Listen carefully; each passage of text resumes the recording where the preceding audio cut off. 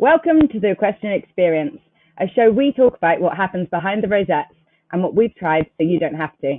In a world first, we and our guests openly share what we know from our extensive equestrian experience. This includes our exclusive access to global experts such as high-performance national vets, coaches, farriers, and even brands. If you're new here, consider subscribing. We're your hosts, Bex Mason and Amanda Ross, and today we're talking to fellow Brit, based just an hour north of me, Sarah Olivier, a five-star eventer who has ridden most of the UK's most challenging courses. So hello, Sarah. Thank you so much for coming on today. And hello, Amanda. Hi, Bex, and welcome, Sarah. Here we go. Yeah, really looking forward to being able to tell your story today, Sarah. So, Sarah, recently you've spoken to a number of professionals about horse care and how we can make sure our horses are as comfortable as possible. So we understand that you work closely with your veterinary physiotherapist, Dr. Gail Williams, to rehabilitate and mobilize your horses. One of those horses particularly comes to mind, one that you've had so much success on, is Lazy Acres Skip On, also known as Bob. So shall we start there with the story of Bob and how you came to ride him? He came to me from a friend. She had sent him off to get broken in. Came to a spot, then she'd fallen off him, broke her ankle, so she didn't know what to do with him. He came to us in a Pelham, standing martingale, running martingale, you name it. He had everything on possible. For a 4-year-old, that you'd like, okay, not particularly what I would like to see. So we stripped it all back and got going with him. And a couple of times you'd be trotting around absolutely fine, and he'd just shoot off. Like literally, like you just got a cattle prod up his backside and off the arena. Blind panic. So he, so I don't know, I can't remember how we got in touch with Gail, but she must have been just a new person in the area. I'm not too sure whether we sort of researched her or was just looking for someone a bit different in the back sort of issues. And she popped up. So Gail came along and diagnosed him with sciatica. So one minute he was fine, the next minute he had a pain nerve reaction, and then would just shoot off. And then I got slammed into some post rail fence, and it was unreal. So a lot of work with Gail and Tony Nevin, who did the cranial osteopathic treatment, turned him into a horse that he was now, compared to a horse that was literally dangerous, very dangerous. Yeah, so his outlook at the beginning wasn't very good. Say a 4-year-old strapped down with all these things, obviously because he had these issues. And so you got your team together. And so with the team, I mean, did you have like a work program for him? What did you go through? Can you talk us through the stages of his training and what you had to change? Yeah, so he used to basically trot sideways like a crab. So when you looked at photos of him, his bum was like a massive Irish draft, big pony bum, and his little tiny little skinny shoulders and neck. So obviously his bum was just powering himself along, and he wasn't using himself properly. So Gail did a lot of treatment, would come out like every 2 weeks and every 4 weeks. And then we did your cavalettis, your walking in hand, all these little sort of, it's so many years ago now, I can't really remember what we used to do, but just so much stuff to sort of help him fix his body way movement. Along with Tony, we had to have rehab walking straight lines, and that just worked on and on and on. And then the next thing obviously was changing saddles. Mm-hmm. Oh, wow. And sort of what did you do in terms of changing his saddles? What was the main thing that you needed to do for him? So all my horses was sore above the withers and behind the saddle. That was sort of, I was only still at college then, so you didn't really know, but, you learn as you go along, don't you? Yeah. We obviously rode another brand of saddle, and Gail kept coming out and saying, they're sore behind the withers, sore here, sore there, everything else is fine. And then she said, I think you should try Bates, because they've just got the new care system out. So gave it a shot. And then every time she came out, there was never a problem. There was never a problem where the saddle sat. Never. And to this day, I've never had withers out or sore behind the saddle, or that area has never, ever, ever been sore. Even if we've had a massive fall, or, you've realised your saddle probably hasn't fitted as correctly because they've changed shape, I've still never had a problem with my saddle. So then we sort of saw the results for yourself, and then just sort of stuck with them, really. And that was when the Caprillis, it was my first saddles were the Caprillis came That was out. my first saddle as well, when I was 16. One of my best friends still has my original Bates Caprilli. Yes, they just last forever. Don't they just last forever? Yeah, absolutely brilliant. She still got it, and it's the best saddle. It is literally like that. It looks fantastic. You wouldn't think it's as old as it is. It's never had to have any stitching or straps reworked on it. I think we obviously have put some fresh airbags into. It's obviously an old saddle, but it's absolutely spot on. And super comfortable because it's been molded in, and worked in over the years, hasn't it? Yeah. Well, what a game changer. That's amazing, isn't it? That now you've gone from horses having the same repetitive soreness the whole time, and now you can actually fit them so that you've taken away that variable, which I guess from what you're telling us, Bob had a lot of things that you had to treat. Yes. So so you've got quite a big team. So that was really interesting that you had to draw in a few different people to do it. What else did you look into changing? So who were part of your team? How many people were there? Well, we obviously had the farrier as well, because he obviously where they move, they do the different shoes and feet and pads and all sorts. But yeah, mainly it was. I don't ever have too many people, if that makes sense. I just have a select few people that I think are oracles in my life, and they're the ones that I focus on and put all my energy into, because I think sometimes you can go elsewhere and you can spread yourself a bit too thin, and therefore you get too many advices from other people and you lose your direction. So literally, Gail is my oracle, and I keep saying to her, you're not allowed to retire. Yeah. And she has said to me, when Bob retires, I'm retiring. Now, Bob is retired, but I still have Gail out, so she's still coming. She's still coming.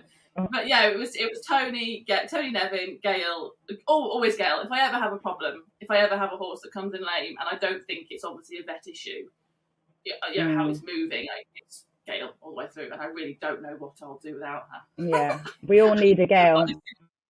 Everybody needs to get, because I tell them what we've all been through, and also sometimes you might need someone to come out the next day because you think, oh my god, like yesterday it was fine, it's twisted its back, and I don't want someone else to come out and treat it, and I'll come at 1 o'clock. Like that relationship you have with someone by being with them for 10, 11, 12, 15 years is. You can trust them and vice versa, and they know you've got your back, and they look after you, and what I did to help Gail along is I gave her as much custom as I could through my customers and my teaching and my liveries on the yard. So when she did come out, she had a really good job to do at the same time. So, you support little businesses, don't you? Yeah. But yeah, and then obviously coming down to being with Bates was I got approached by another saddle company to ride in a different saddle.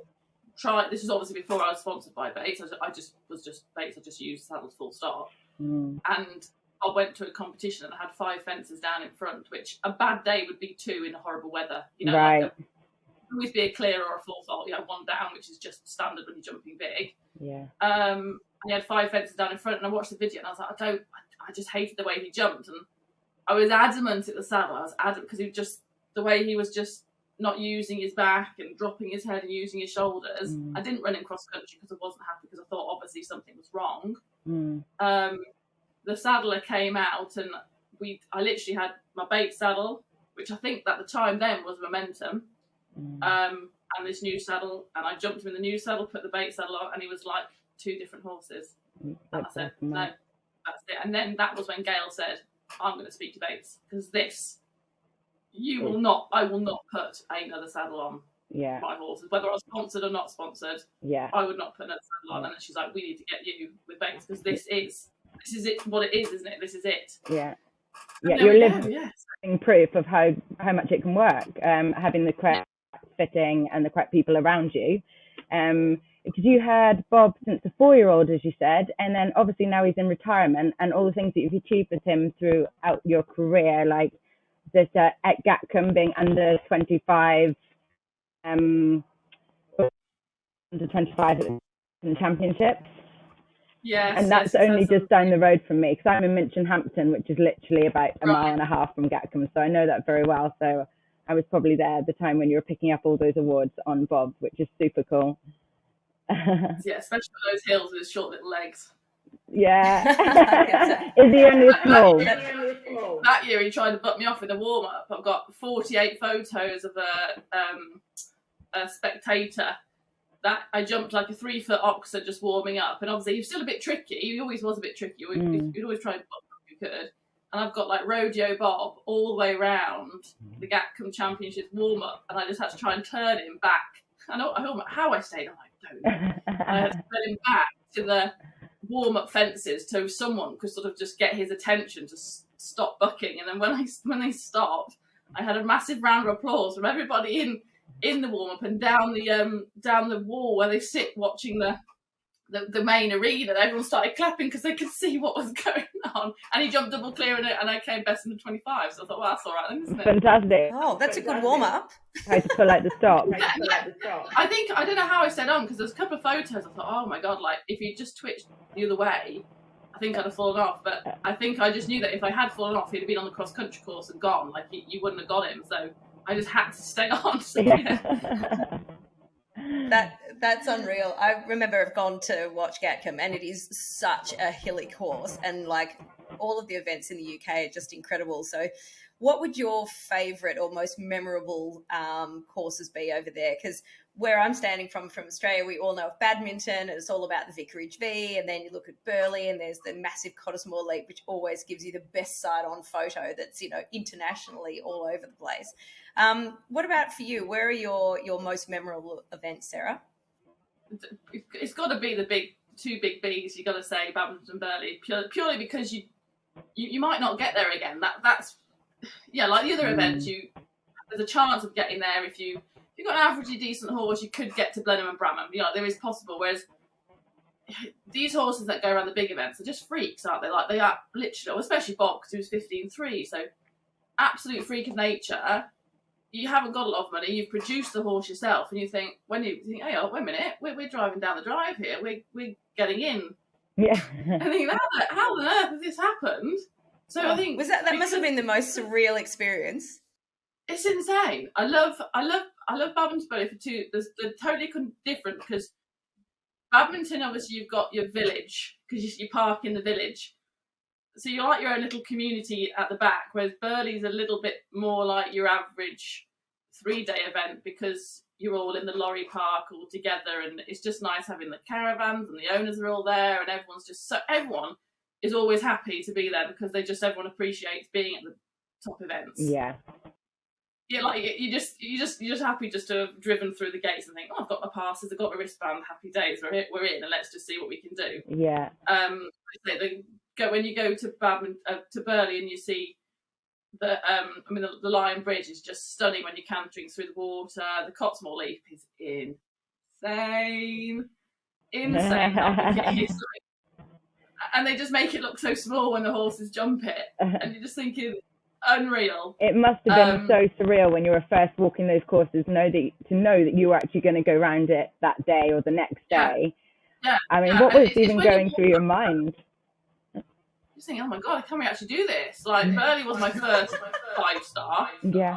And the skinny triple brushes, they're like that wide in front at the base of the fence, and you stand behind and they're here, and you're like, oh God, I hope you can jump this high. But then you go around and you come back and you go, oh, that was all right, wasn't it? And the adrenaline rush is just insane. You want to go around again. Yeah. And then badminton, I think, it's the little village at the back, but then it's when you walk under the arch to go out to the main, from the stables out into the parkland, and that view, when you're on a horse walking out there, that is just there's no different. Like it's just unreal walking through those arches. You think, God, we're here.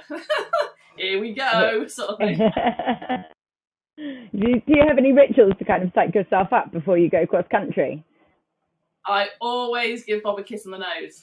Do you? So when we tacked when we tacked like, any horse at 3-day, or if it's a bit of a serious event, we're all tapped and ready to go. And I always tell him the course. So I always tell him exactly. In offence number 1, like horse whisperers told me once, they want to know where they're going. Yeah. Okay, no problem. So I say, like it's the roll top, 5 strides to a right-hand corner. You've got to listen to me there because there's some flags, or you might think you go. So I always tell them the course. It's just at least they know. I've walked it, they haven't. Yeah. And then I always, before I get on, I always grab his nose, give him a kiss, and say, "Come on, then, let's do this." Oh. And then that just gave me butterflies and goosebumps. That's such a sign of a good partnership. Yeah, come on, we can do this. And then, I don't know why. I just always think, well, you never know. You never know. They might injure themselves on the course, but that's your last little bit. Say right on it, and your last little bit of connection where you're not on top. You're looking into their eyes, aren't you? You're there with them, saying, "Come on." So then off you go. That's so what fabulous. An incredible experience. Yeah. So talking about that, Sarah, let's get onto the subject of mental health in riding. So you sadly missed out on one of the badmintons, is that right? You were entered and then you had an accident which resulted in a knee injury. So can you tell us a little bit about that accident? And then how do you come back from that? Like, does it affect your willingness and your drive to get back on and do that same high level again? So my fall was at a 100 level event, nothing particular, and the horse was a bit of a problem horse. I quite like taking on troubled horses and problem horses to sort of see if along with Gail, to see if we could just rehab them and change them around. And he was just a bit of I just came to like a slatted log, and I don't know if the light was coming through, and he just stopped and spun, and we were going for the time, because I think we would have been like 4th, and as he turned, there was a metal fence advertising board just a little bit too close to the fence. So as he turned, I fell off and he span again, and I just fell and hit this board, which was just one of those things, isn't it? Really, that's just there, and then just chopped my knee a bit, which involved 15 stitches. Luckily, I didn't have any problems in terms of needing any surgery, but I think it was like 4 weeks on crutches because it was right across my kneecap, so I couldn't bend my knee. Did they cut your boots off? I hope they didn't. No, luckily not. No, literally just my kneecap, straight across the diagonal line across the kneecap. Fantastic. So I did ruin my best jodhpurs.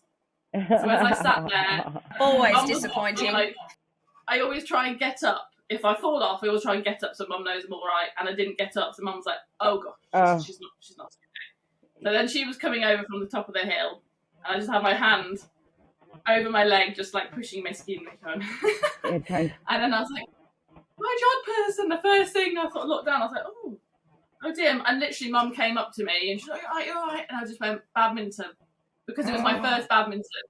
And then Mum said, "Oh no, you're all right." And I opened my hand and she went, "Don't worry about that now. It'll be fine." And I just thought, I think I was only 5 weeks away from badminton.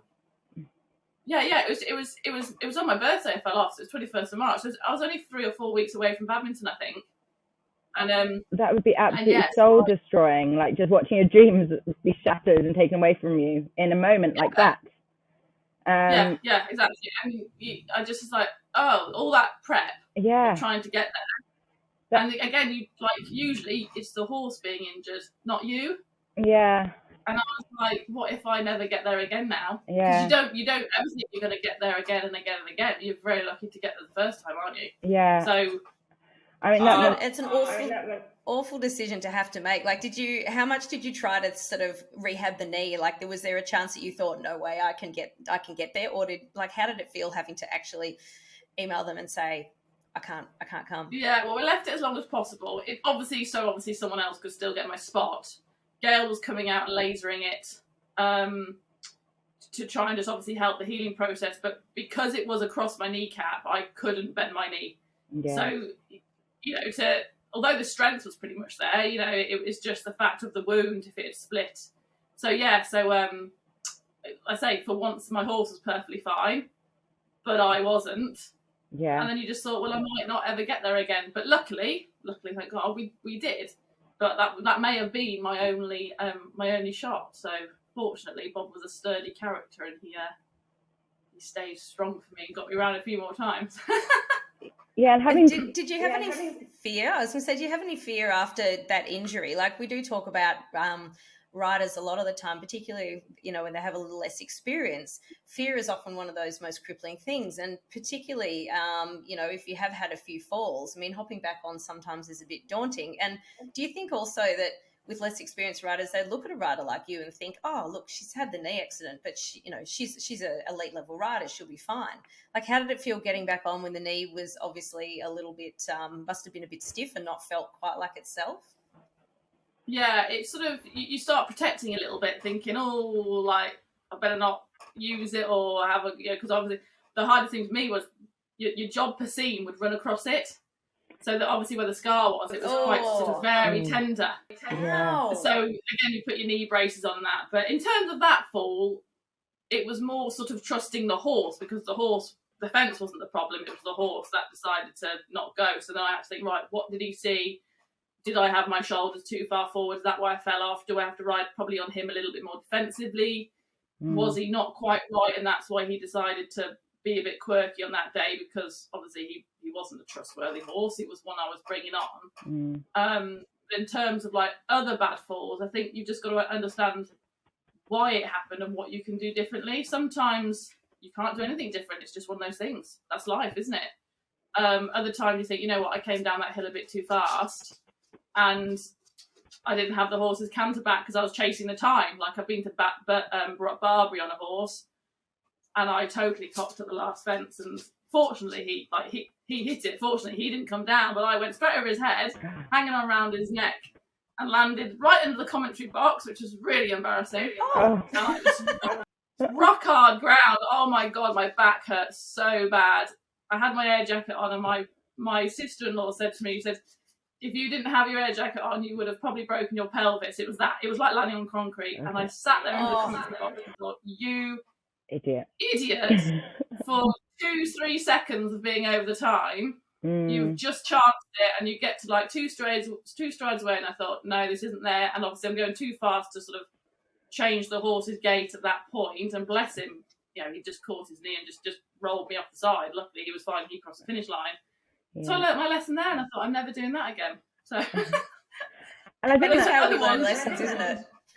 I think that's what's important, isn't it, from when these things happen throughout your careers in competing, is being able to take something away from it, to be able to break it down and go, okay, well, to accept what happened, first of all, and then to be able to break it down and then be able to move on from that. Yeah, I mean, don't get me wrong, sometimes you do, you know, do think, oh my god, if you did have a big fall, you're like, oh, okay, right, and you think, no, like, you can do this, you're all right, right, just trained, you've done bits and bobs, you've got it sorted. So yeah, it's just everyone deals in it in different ways. You might even speak to a friend about it. I think the main thing is if you're not happy, don't do it, isn't it? You've got to sort yourself out, go for a lesson or go for something to try and get you to understand why it happened.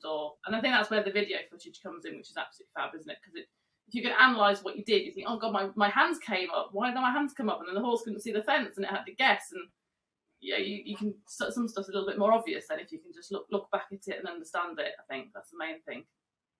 Yeah, so do you use a lot of self-talk before you go into the start box and before you start an event? Yeah, I do. Yeah, I just sort of, people always go, oh gosh, how do you jump those massive fences? I'm like, well, I'm not going around on a Shetland pony. I'm going around on my best horse. Like, I wouldn't go around here on anything. Yeah, like, I trust this horse. Like, as eventers, you trust. I wouldn't just take a 90 level horse to an intermediate or an advanced. You've worked your way up the level. So it's sort of remembering the stuff you've done together to get you to where you are right now. Yeah. And I think it was, I fell off at badminton that year when it was really hard. And that was the only time I never wanted to go. And I should have listened to myself. I thought, don't be a chicken, get on with it. And I rode. I thought, if I'm going to go out there and I'm pooping my pants, I'm going to ride like stink. So no one can turn around and tell me that I didn't ride properly. And I fell off. Okay, that's fine. But at least I didn't feel like I underrode and I sat there like a lemon and, you're just waiting for it to happen. I got stuck in, but that was just our time. And the next year we came back and I think I was either going down, I don't know if I was going in my cross-country gear or if I was going down just to dressage. No, it was dressage, it must have been dressage, or just hacking around. And I was walking by Andrew Hoy, and he said, "Oh, how are you?" Like, and I was chatting about him, so I'm fine. And I said, "Oh, I'm a little bit, I've seen the course, I'm a little bit nervous." And he said to me, he says, "Look," he said, "how many fences have you jumped to get here?" Yes, you had a fall last year, but you've jumped thousands of fences from 5 years old, the horse 5 years old, to here. You've jumped loads. He says, so you've jumped probably all the fences out there before in different scenarios and different stridings and stuff, so you're fine. And I was like, oh yeah, that's actually quite true. so yes, that was it. Really, the way you just put it was like, so you're all right, you're fully prepared. And I was like, oh yeah, okay then. And yeah, it just sort of, I just kept thinking that then that day, thinking, yeah, actually he's right, he really is right. We haven't just come here jumping nothing, we've jumped many offences practicing as well and having lessons, and so you'll be all right. And we were. So wise words of a wise man, huh? Yeah, totally. Legend, isn't it? Absolute legend. What a great piece of advice. Yeah, it really was. Because sometimes, like, you top riders, you go a bit like, oh, hello. Yeah. You do approach them, but you don't want to sound like this pathetic idiot sort of fretting. So yeah, it was not. Yeah, he just literally just turned around to me and just said that, and I was like, "Oh, thank you so much." He's like, "You're fine." Loads. Oh yeah, that was lovely, really lovely, and it stuck me forever. I can't remember how many years that was. How many years ago? But I always do. I always think about what he said to me that day. Always do. It's fantastic to have a little piece of something that you can go back to, isn't it? When you're about to go to the start box and trying to remember where you're going and, not be nervous and, what is it that you have? You just need that little nugget of gold, don't you? Just to remind yourself that you can do it and, be positive. Because yes, you're right. You can't leave the start box and look at those massive fences and be any doubt, can you? Oh, no, 100% not. No, you've got to just, if you do, you're not riding correctly and you're not giving the horse the right focus, are you? So if you're not going to go out and go for it, you shouldn't go. But yeah, no, it was very interesting, very interesting. So, I know what we're going to talk about next, because I have no idea how you juggle everything that you juggle. So, like, I have watched you over the years on Facebook and watched what amazing rider you've become, and how focused you've been with your riding over the last 10 years or so. But now you also have to juggle having a new baby girl, well, not so new, 2 years old, Bella Rose, in your life. And you've got married over the last couple of years. So how do you manage it all? Less time, less sleep. Does she fit right into your routine? And how has it impacted your progress with your riding and competing? I would say it is hard. Because obviously horses are demanding. You can't just not go up to them until 11 a.m., because she hasn't woken up, or that you've got to go and do them. They're waiting for you to feed them and look after them. So so you sort of, she just comes everywhere with me. She's like your dog, isn't she? the two dogs come the job and off he goes. So yeah, we sort of have a good sort of schedule. What I try and do is I give her breakfast in the car. So she'll sit in the car and eat her breakfast if I've got to obviously turn out the bigger horses or do handling the horses.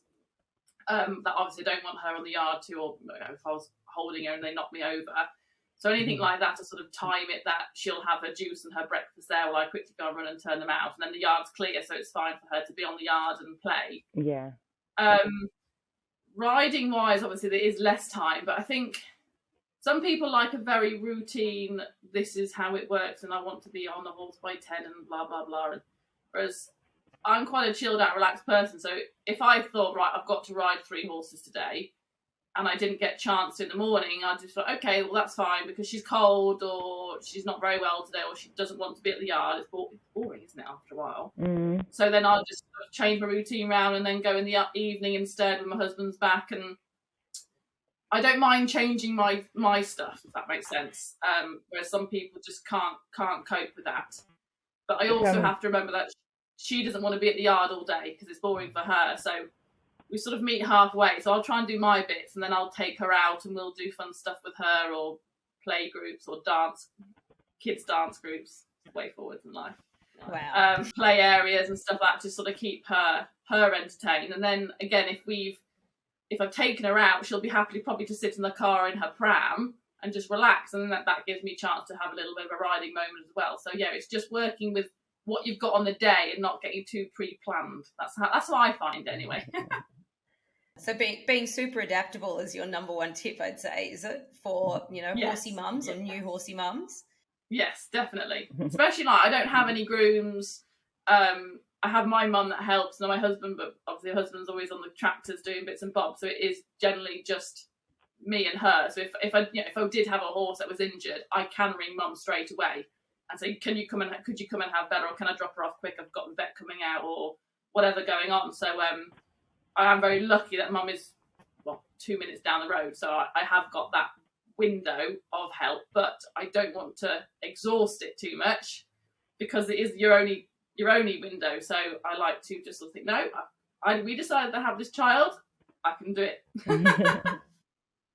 God, you sound incredibly busy. So as well as that, so you have Bella Rose, and then you're full-time eventing, so you coach as well, and then you're running the property and breeding too, is that right? Yes. So because of having Bella, I found it hard I used to do some schooling, breaking in liveries, holiday liveries for people, some competition riding as well. But with having Bella, I can't guarantee when you're taking people's money to have the horse, you can't guarantee you're going to be able to ride them for as long or put as much effort in as obviously I want to produce them and ride them. So I thought, what can I do with Bella? And I've got my little stallion who is advanced in points. And I only had one broodmare, but yeah, we were just pottering around having a bit of play. And I thought, actually, I can do that with her. We've got enough land. I've got the stallion. So I bought some nice mares. And I thought, before my husband gets really busy, he is about in the evenings and mornings more before the harvest season comes. So all the mares we have their due date for. So I know what roughly, obviously horses being horses, they surprise you, but roughly I know what the dates are.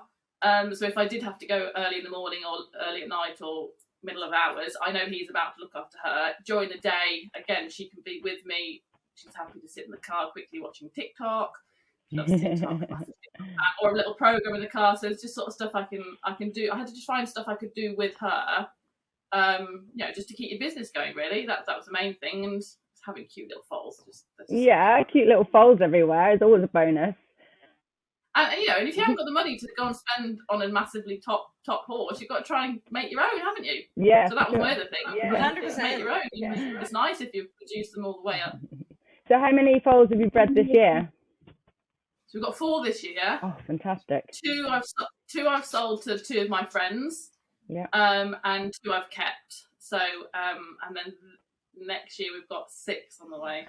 Oh wow. That's the max. I'm not having any more than 6. So yeah, that'll be a little bit more fun, because I've got two mares that are a little older. So one mare next year, she's going to retire because I don't want to go too much. So so just a few little a few brood mares came along that were quite nice, and thought, that'll fit my little herd quite well. So yeah, exciting.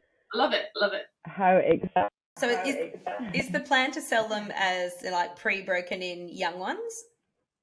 It's sort of a mixture. If I think, well, I could sell them just as as weanlings. If someone came along, or someone just liked the look of them and thought, oh, actually, I could do with a weanling to run along their other foal. Like some people do a little buddy, don't they? Mm. Other ones are just to think, oh, I really. Sometimes you just click with one, don't you? You just click.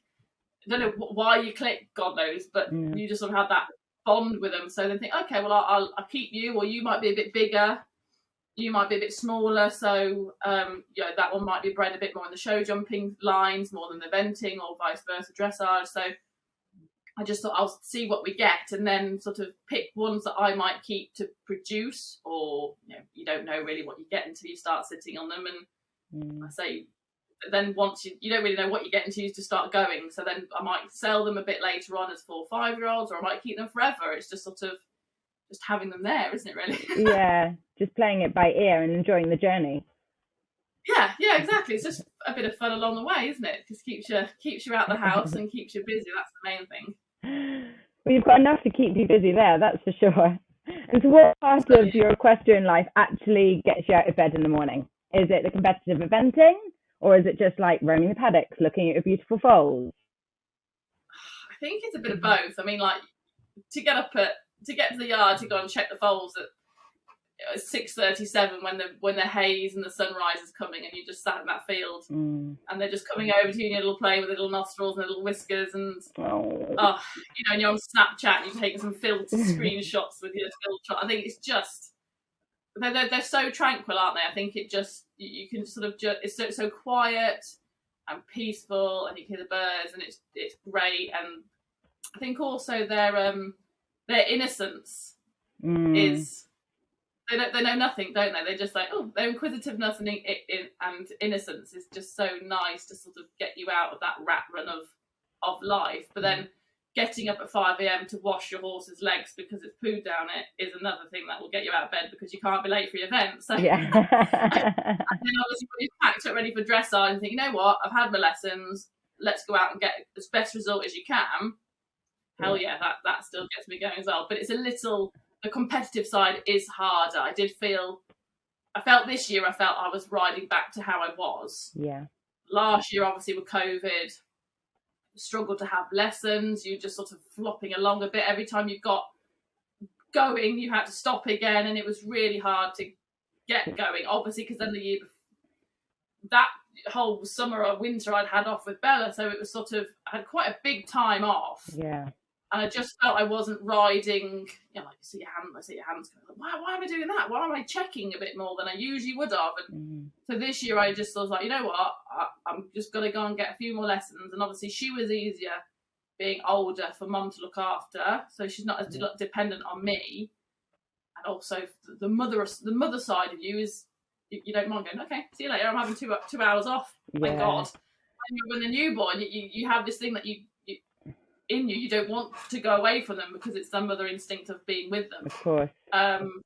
So that was nice to actually go and have some lessons and really enjoy the lesson. Think, right, yeah, I know I was doing it wrong, but I couldn't figure out how to do it from just looking at the video. So I felt this year, like, yeah, I want to go out, and we're going to go out competing and do it good. And we did some real nice results, really good results that I was chuffed about. So yeah, a bit of both, really, a bit of both. Yeah, a nice little mixture you've got there. But it just sounds like how you managed to fit it all in. But now you've come to that very kind of grounded, using both parts of your life and making it work. And I think a lot of people can take a lot of good advice from that. People that are either starting a family or have been in the competitive, want to get back to it. I mean, you're a shining example of how to do that and how to enjoy both sides. Give it a go. I think, like with having Bella, I haven't gone miles down the road. We've limited it to about an hour and a half travel. Yeah.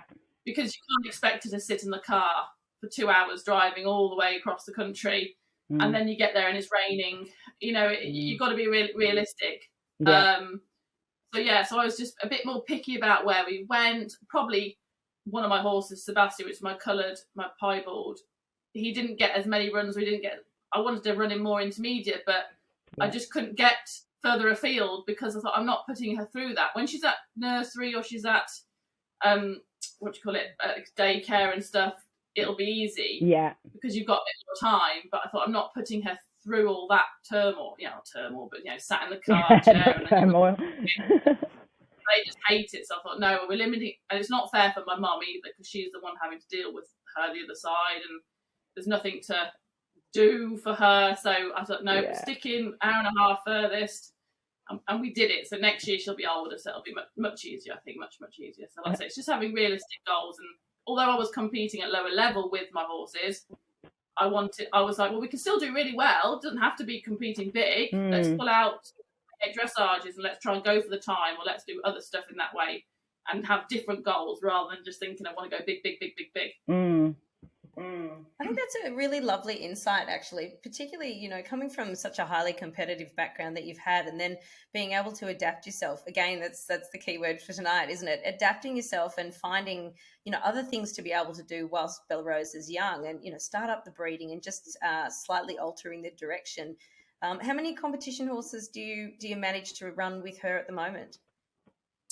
So this year I had three or four, because when Pete got busy with all the breeding, I thought it's not really fair for him to go covering on a Thursday and then go eventing on Friday. It's not really fair. So I gave him a bit of time off. So I'm going to pick him up this like soon and get show jumping and keep my eye on doing that over the winter. And then the other guys, I've got Jerry, who is my massive 18-hand dude. 18? Yeah, he's massive. What is he? Yeah, he's huge. Yeah. On his BE record, he was down to 16.3, but I measured him and he's 18 hands. He's massive. Oh my goodness. He's an absolute tank. So I've got him. Again, he's been a bit in the background because we weren't able to travel further afield to do bigger stuff, but hopefully next year we can kick on and do that, and then drag Bella's ponies along with us, and then she can be entertained with the ponies instead. That's the key. Fantastic. I was going to ask if you got Bella a pony yet, but clearly you do. So you've got everything ranging from teeny tiny little ponies to your giant 18-hand one that you take out competing as well. Yeah, we've got Giant Jerry, and then we've got Sweet Pea and Hobnob.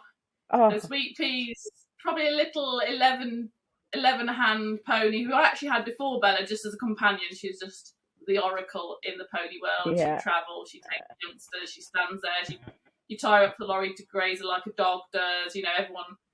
Zara Phillips, Zara Tyndall's little girl Mia came over once and started stroke when she must have been 2 or 3. Came over. Oh, the pony was stroking her, and then I'm so sorry. I was like, no, it's fine. She loves it. Picking out her feet, and then we've got little Hobnob who I bought a little miniature Shetland, little dun. I just bought him because he was cute, really. Yeah. A big club, fantastic very names. short legs, but yeah, they're just nice to have on the yard. Bella just enjoys go to the village shop and back packing, and she goes and gets some chocolate and tie them to the tree while we go there and back. So I think she will ride. It's a bit, when they're this age, it's a bit boring though because all they do is walk. When I think when they get over poles and stuff, I think they enjoy it a bit more. But yeah. She likes spraying them with a hose pipe and just playing like they would a toy. So it gives her something to do. Oh, she's having the greatest start for her equestrian career. What a cutie. She loves singing and she loves dancing, so hopefully she might be a pop star, and then she can buy me lots of nice horses and obviously be a very good at the same time. That's fantastic. I hope she is. Yeah, it sounds like the ideal. You've got her life mapped out. That sounds brilliant. Exactly. Well, I'm really impressed that Bella hasn't actually woken up, because I know when we first started this morning or this afternoon in Amanda's other side of the world, I thought that she might have come and joined us at some point. There she is. You've got your little camera which shows her away. It has been so fabulous to speak to you today, Sarah. So thank you so much for joining us. For our time on this podcast. It's been really, really good. And so on that note, should we leave it there and let Sarah get back to her busy schedule? This has been the Equestrian Experience with myself, Bex Mason, and my co-host, Amanda Ross, and this episode's guest, Sarah Olivier. To send in questions for up-and-coming episodes, enter our competitions, and access our other episodes, be sure to visit the equestrianpodcast.com. You can also follow us at Bex Mason FJ and at Amanda Ross Equestrian, and find Sarah at Sarah Strat or Facebook at Sarah at Stratton Eventing. Until next time, have a great equestrian experience.